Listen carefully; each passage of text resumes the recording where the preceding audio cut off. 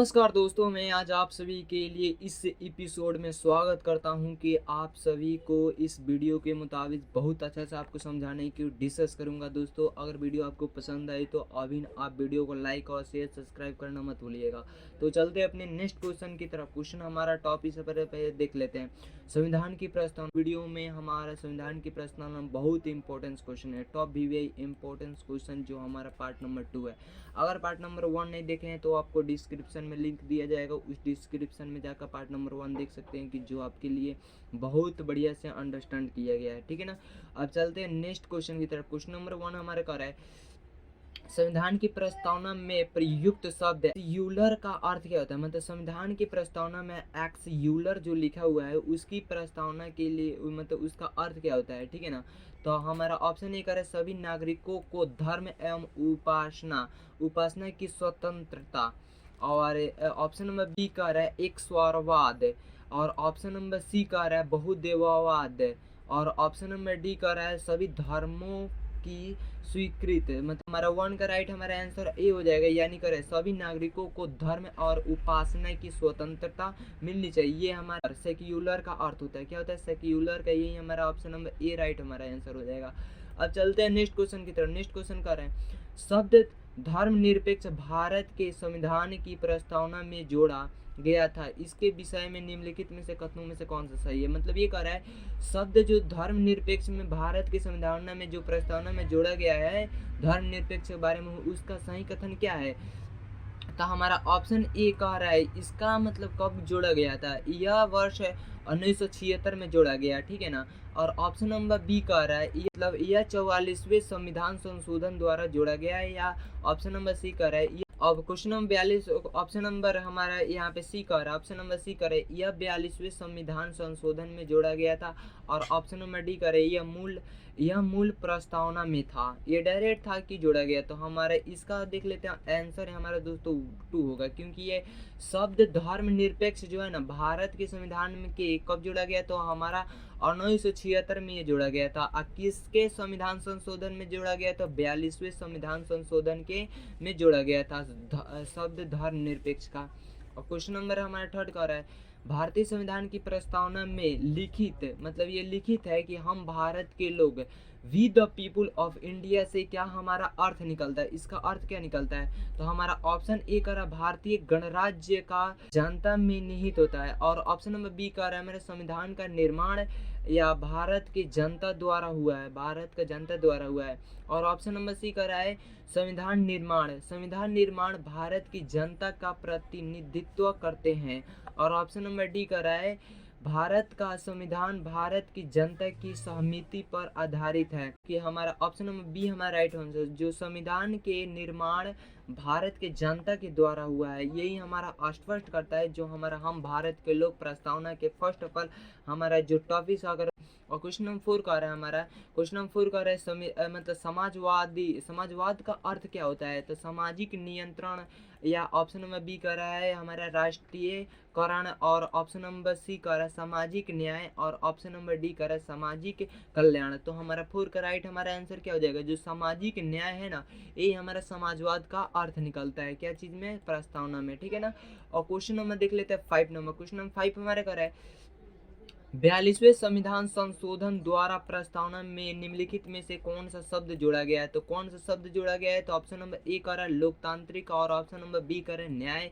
और option number C का रहा है समाजवाद। और ऑप्शन नंबर डी का रहा है राजनीतिक। तो सी हो जाएगा जो हमारा क्या है समाजवाद जो जोड़ा गया 42वें संविधान संशोधन में प्रस्ताव है ना। और क्वेश्चन नंबर 6 का रहा है भारतीय संविधान की आत्मा किसे कहते हैं। जो भारत संविधान की आत्मा किसे कहते हैं, ऑप्शन नंबर ए का रहा है प्रस्तावना की मूल अधिकार की नीति निर्देशक तत्वों की। और इस ऑप्शन नंबर डी का रहा है इनमें से सभी। तो हमारा राइट हमारा 6 का राइट हमारा ऑप्शन नंबर ई हो जाएगा, जो प्रस्तावना को कहते हैं, जो हमारा भारतीय संविधान की आत्मा कहते हैं। ठीक है ना। और क्वेश्चन नंबर 7 का भारत में लौकिक सार्वभौमिकता है, क्योंकि संविधान की प्रस्तावना प्रारंभ होती है क्या चीज से हमारा प्रारंभ होती है, जो भारत में लौकिक सार्वभौमिकता है, क्योंकि भारत की प्रस्तावना क्या चीज से प्रारंभ होती है। तो हमारा ऑप्शन ये कह रहा है हम भारत के लोग के शब्द से होता है। या ऑप्शन नंबर बी कह रहा है जनतंत्र शब्द से होता है, या ऑप्शन नंबर सी करें जनता के लोकतंत्र शब्दों से होता है, या ऑप्शन नंबर डी करें प्रजातंत्र ये शब्द से होता है। तो हमारा आंसर ऑप्शन नंबर ई हो जाएगा, जो हम भारत के लोग से ही हमारा प्रस्तावना शुरू होता है, ठीक है ना। और क्वेश्चन नंबर देख लेते हैं। क्वेश्चन नंबर 8 कह रहा है भारतीय संविधान की प्रस्तावना पर किस क्रांति का प्रभाव नहीं पड़ता है। ये कह रहा है फ्रांसीसी क्रांति का, और ऑप्शन नंबर बी कह रहा है क्रांति का अमेरिका क्रांति का, और बेल्शेविक क्रांति का, और ऑप्शन नंबर डी कह रहा है चीनी क्रांति का, मतलब चीन क्रांति का। तो हमारा आंसर क्या हो जाएगा, जो 8 का राइट हमारा ये आंसर ये हो जाएगा, जो भारतीय संविधान की प्रस्तावना किस क्रांति का प्रभाव नहीं पड़ता है, तो हमारा चीनी मतलब चीनी क्रांति है, इसी पर प्रभाव नहीं पड़ता है, ठीक है ना। अब देख लेते क्वेश्चन नंबर 9। क्वेश्चन नंबर 9 हमारा कर रहा है मूल भारतीय संविधान के अनुसार भारत एक डैश डैश है। क्या डैश डैश है, तो का राइट हमारा आंसर यही हो जाएगा, जो प्रभुत्व संपन्न लोकतांत्रात्मक और गणराज्य हमारा ये संविधान के अंतर्गत भारतीय लोकतंत्र के आदर्शों को हम मतलब कहाँ देख सकते हैं, मतलब हम उसे कहाँ देख सकते हैं। तो ऑप्शन ए कर रहा है भागवान में, प्रस्तावना में, या ऑप्शन नंबर सी कर रहा है भाग 3 में, और ऑप्शन नंबर डी कर रहा है भाग 4 में। तो हमारा आंसर क्या हो जाएगा, जो हमारा प्रस्तावना में देख सकते हैं आदर्शों का। यहाँ पे हमारा लोकतंत्र भारत लोकतंत्र के आदर्शों का हम देख सकते हैं, कहाँ देख सकते हैं, तो हमारा प्रस्तावना में देख सकते हैं, ठीक है ना। और क्वेश्चन नंबर 11 का रहा है 42वें संविधान संशोधन अधिनियम 1976 द्वारा प्रस्तावना में किस शब्द में नहीं जोड़ा गया था, मतलब कौन सा शब्द है जिसमें प्रस्तावना में 1976 में प्रस्तावना जिसका हुआ था संविधान के 42वें संविधान में, वो किस में नहीं जोड़ा गया था। तो ऑप्शन ए कर धर्मनिरपेक्ष नहीं जोड़ा गया है, या ऑप्शन नंबर बी कर समाजवादी नहीं जोड़ा गया है, और ऑप्शन नंबर सी कर कूट निरपेक्ष नहीं जोड़ा गया है, और ऑप्शन नंबर डी कर एकता और अखंडता नहीं जोड़ा गया है। तो हमारा 11 का राइट हमारा क्या आंसर हो जाएगा, जो हमारा कूट निरपेक्ष नहीं जोड़ा गया है, जो 42वें संविधान संशोधन में यह हमारा कब हुआ था 1976 के प्रस्तावना के किस शब्द में नहीं जोड़ा गया, कूट निरपेक्ष में नहीं जोड़ा गया। ये शब्द है जो कूट निरपेक्ष नहीं शब्द जोड़ा गया है, ठीक है ना। और क्वेश्चन नंबर 12 देख लेते हैं। क्वेश्चन नंबर 12 का रहा है भारतीय संविधान की प्रस्तावना के बारे में कौन सा कथन सही है, कौन सा कथन, यहाँ पे देख लेते हैं। उक्त जो शब्द है 1985 में संशोधन जोड़ा गया था, ये नहीं है। और ऑप्शन नंबर डी कर रहा है उक्त शब्द संविधान की प्रस्तावना के अंग नहीं है, ये भी ऑप्शन नहीं है। तो हमारे ये कह रहा है भारतीय संविधान की प्रस्तावना के बारे में कौन सा कथन सही है, तो हमारा कौन सा कथन सही है, जो ऑप्शन नंबर बी कह रहा है यही हमारा कथन सही है। उक्त 1976 में संशोधन द्वारा जोड़ा गया था, ये कब जोड़ा गया था, तो संशोधन द्वारा जोड़ा गया था।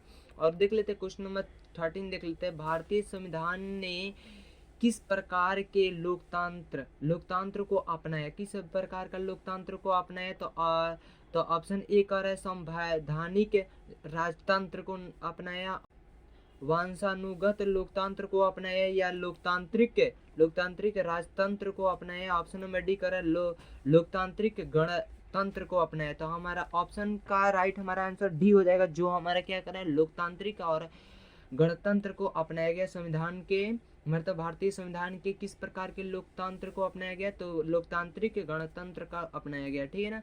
और क्वेश्चन नंबर 14 हमारा देख लेते हैं। क्वेश्चन नंबर 14 कर रहा है भारतीय संविधान की प्रस्तावना में वर्णित लोकतंत्र को किस रूप में स्वीकार था, मतलब एक्सेप्ट किया गया है। तो हमारा ऑप्शन ए कह रहा है राजनीतिक राजतंत्र, और ऑप्शन बी कह रहा है हमारा इसमें से आर्थिक लोकतंत्र, और ऑप्शन नंबर सी कह रहा है सामाजिक राजतंत्र, और ऑप्शन नंबर डी कह रहा है इनमें से सभी। तो हमारा आंसर क्या हो जाएगा, जो इनमें से सभी हो जाएगा। जो हमारा 14 का राइट हमारा आंसर क्या हो जाएगा, जो इनमें से सभी हो जाएगा, ठीक है ना। ये आर्थिक लोकतंत्र को अपनाया गया, समाजवादी को, राजनीतिक को भी अपनाया गया। और क्वेश्चन नंबर 15 देख लेते हैं। भारतीय संविधान की प्रस्तावना के अनुसार भारत के शासन के सर्वोच्च सत्ता किस में निहित है। तो हमारा ऑप्शन ए कह रहा है जनता में, और ऑप्शन बी कह रहा है मतदाता में, और ऑप्शन सी कह रहा है राष्ट्रपति में, और ऑप्शन नंबर डी कह रहा है संसद में। तो हमारा 15 का राइट हमारा आंसर हो जाएगा, जो जनता में ही हमारा निहित है। क्या निहित है, जो सर्वोच्च शासन का सर्वोच्च निहित है, ठीक है ना। और क्वेश्चन नंबर 16 देख लेते। भारत की संप्रभुत्व एकता और अखंडता के अक्षुण्ण बनाए रखने तथा उसके रक्षा करने के प्रावधान किया गया है। किसमें किया गया है? तो हमारा ऑप्शन ए कह रहा है प्रस्तावना में किया गया है, ऑप्शन नंबर बी कह रहा है मूल अधिकार में किया गया, नीति निर्देशक सिद्धांत में, या ऑप्शन नंबर डी कह रहा है मूल कर्तव्य में।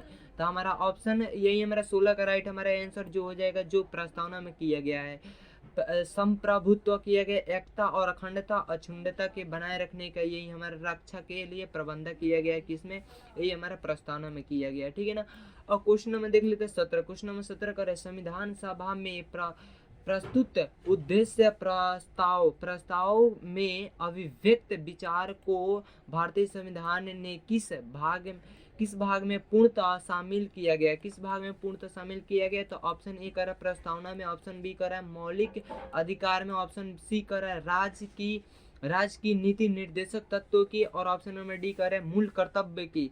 तो हमारा राइट है, हमारा 17 का राइट हमारा आंसर ए हो जाएगा, जो हमारा प्रस्तावना में ये हमारा पूर्णतः उद्देश्य प्रस्तावना के व्यक्त के विचार में संविधान के ये हमारा पूर्णतः शामिल किया गया। क्वेश्चन नंबर 18 देख लेते हैं।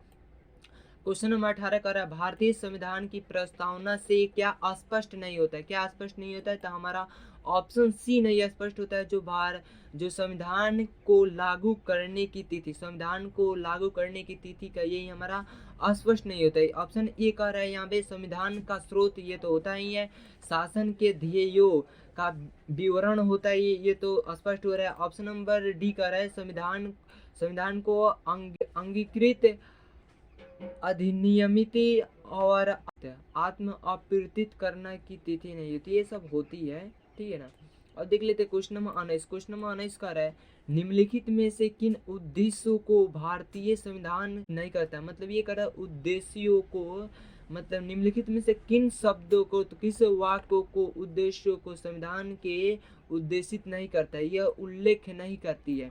तो हमारा ऑप्शन ए कह रहा है सामाजिक, आर्थिक और राजनीतिक न्याय, और ऑप्शन का आ रहा है यहाँ पे विचार, अभिव्यक्ति, विश्वास, धर्म और उपासना की स्वतंत्रता, और प्रतिष्ठा और अवसर के अंतर्राष्ट्रीय समता और सुरक्षा की अभिवृद्धि, यही हमारा स्पष्ट नहीं करती है, ठीक है ना। और हमारा यही हमारा 19 का राइट हमारा आंसर हो जाएगा डी नंबर, ठीक है ना। और देख लेते क्वेश्चन नंबर हमारा 20। क्वेश्चन नंबर 20 कह रहा भारतीय संविधान की प्रस्तावना में, जो हमारे भारतीय संविधान की प्रस्तावना में देश का कौन सा नाम उल्लेख है? मतलब ये भारतीय संविधान का हमारा जो इंडिया का है वो मतलब क्या चीज़ का, मतलब भारत है हमारा, क्या चीज़ से उल्लेखित किया है हमारा प्रस्तावना में, उसका नाम क्या दिया गया है? तो हमारा ऑप्शन ए करा भारत और भारतवर्ष दिया गया है, और ऑप्शन नंबर बी करा भारत और हिंदुस्तान दिया गया है, और ऑप्शन नंबर डी करा भारत और इंडिया दिया गया है, और ऑप्शन नंबर डी कर यहाँ पे हिंदुस्तान और भारतवर्ष दिया गया है। तो हमारा राइट हमारा आंसर क्या हो जाएगा? जिसका हो जाएगा भारत और इंडिया दिया गया है। क्या दिया गया? भारत और इंडिया दिया गया है। तो होप करता हूँ कि आपको वीडियो पसंद है, वीडियो पसंद है एक लाइक और शेयर